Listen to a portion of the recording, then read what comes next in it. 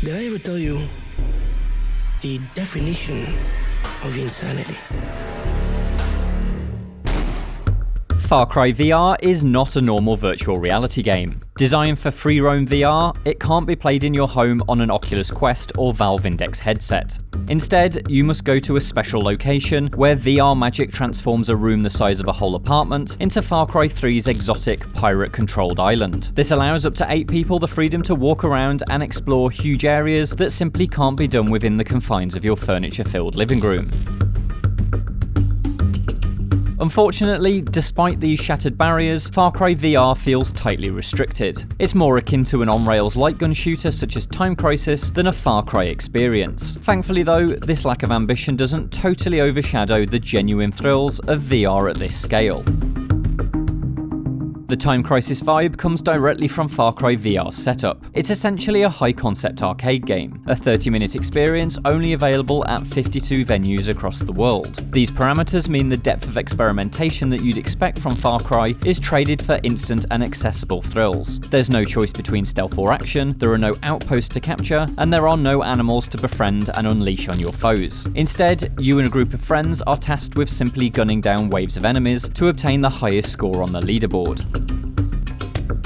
These concessions to the Far Cry formula are understandable given the format, but sadly the experience doesn't take full advantage of its one unique feature.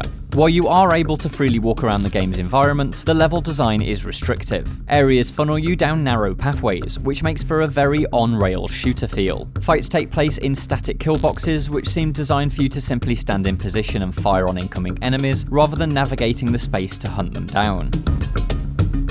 But despite all this, Far Cry VR is a good time, at least in the moment. Being able to walk long distances uninterrupted in a VR game feels weird and fun, and holds novelty for most of the 30 minutes. Despite not demanding rigorous movement, the immersion makes it all too easy to get into character, and so after half an hour of ducking behind cover and swinging an AK-47 wildly, you build up quite a sweat. And while most of Far Cry's hallmark ideas are ignored, the game's standout segment does make good use of the series' obsession with drug-fueled psychedelics. Enemies fire at you from architecture floating in the sky, while sea creatures float by uncomfortably close amidst the carnage. It's all amusingly trippy.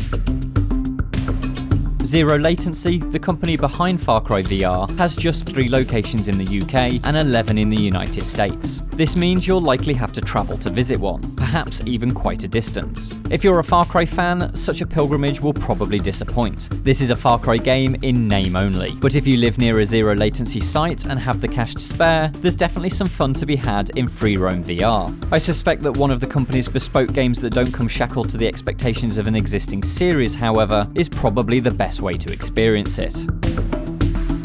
For more Far Cry, check out the latest trailer for Far Cry 6 and why its Cuba-like setting could be the most exciting location in the series so far.